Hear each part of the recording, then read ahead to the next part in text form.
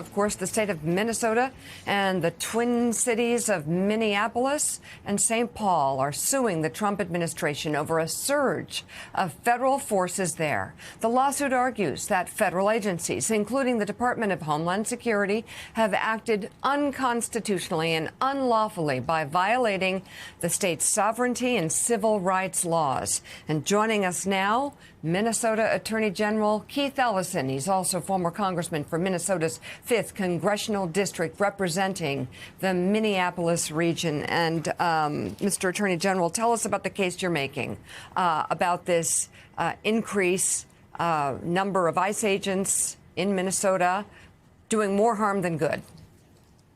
Good morning, Mika.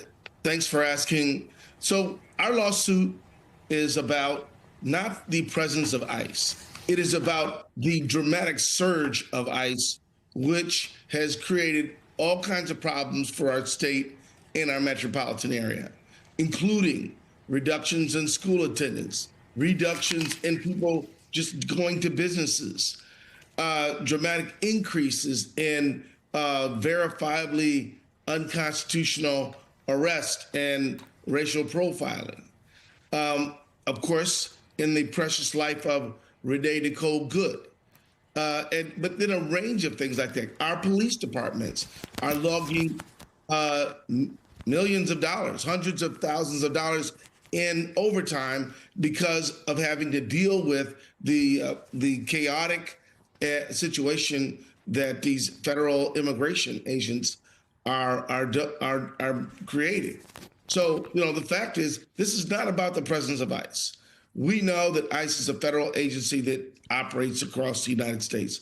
But to target our state, which actually has a lower percentage of the immigrant population than many other states, but to target us is, we believe, unconstitutional, violates our equal sovereignty under the 10th Amendment, violates the Administrative Procedures Act as arbitrary and capricious.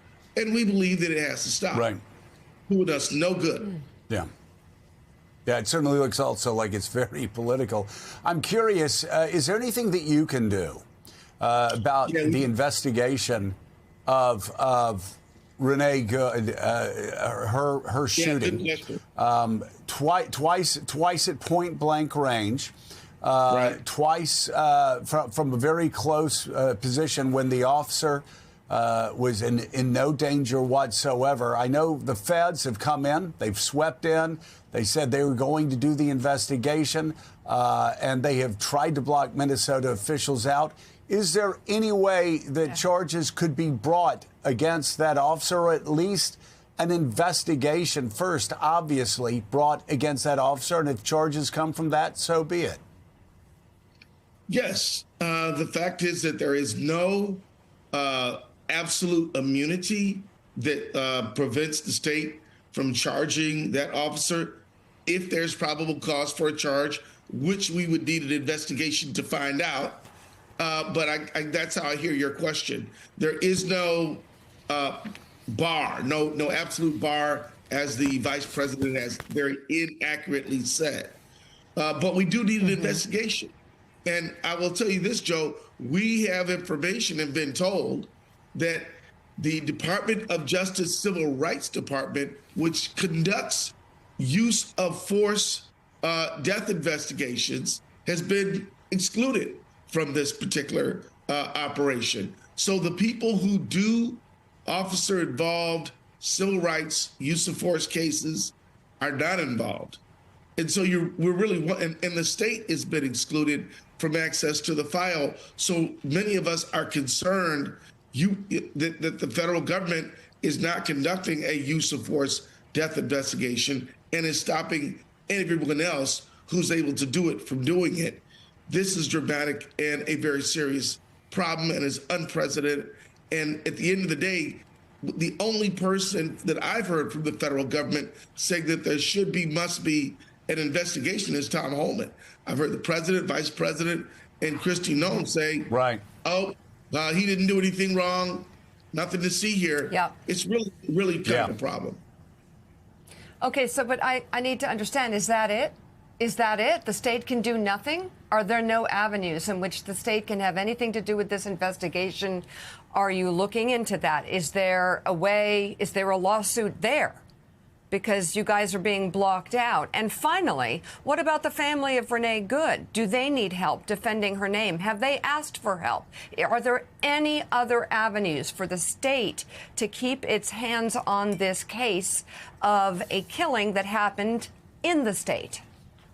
Yes, ma'am. As a matter of fact, the Hennepin County attorney and I stood up together the other day and asked anyone, and I'll ask again right here, right now, if you have any information that, or in way of video evidence, statements, eyewitness information that can help us categorize and to collect relevant data, please send it to us.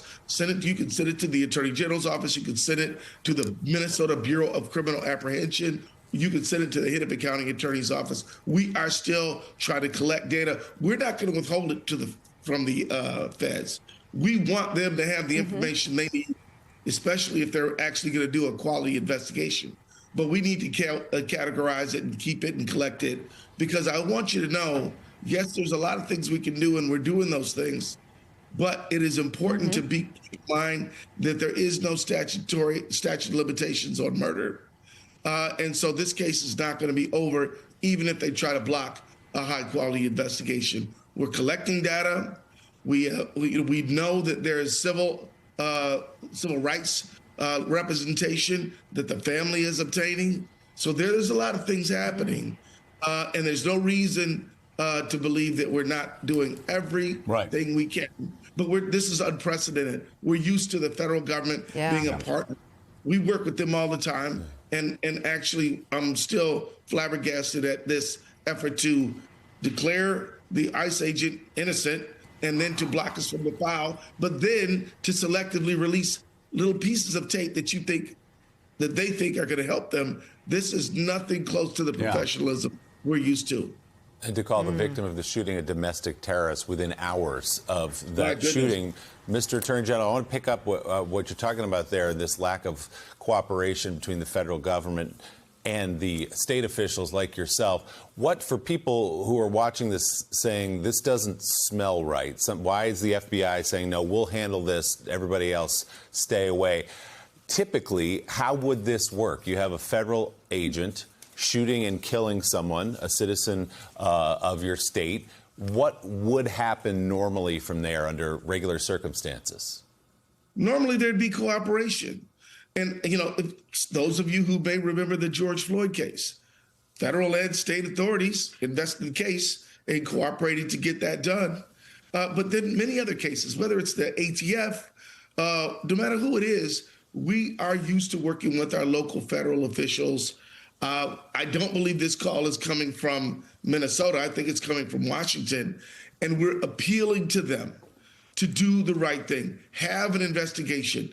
Tom Homan is right, and I probably disagree with Tom Homan on most things, but he is right when he says there must be a thorough investigation, particularly if the president, vice president, and Kristi Noem say that the agent didn't do anything. Well, an investigation could exonerate him, but we're worried that the opposite is true, that there's more evidence that might inculpate that they just don't want anyone to see. But if they want to prove me wrong, that's fine. Let's have a meaningful, quality investigation in which there is a joint state and federal investigation with access to both sides. Let's do that, and that is the way to have public confidence, and quite frankly, to exonerate the agent as the president says he should be. I think that there's a lot of evidence to the contrary, but we've got to get it all in the hopper, examine it, and see what it amounts to. That's the way we do these things. Have a proper investigation. Makes sense. Attorney General for the state of Minnesota, Keith Ellison. Mr. Attorney General, thanks for your time this morning. So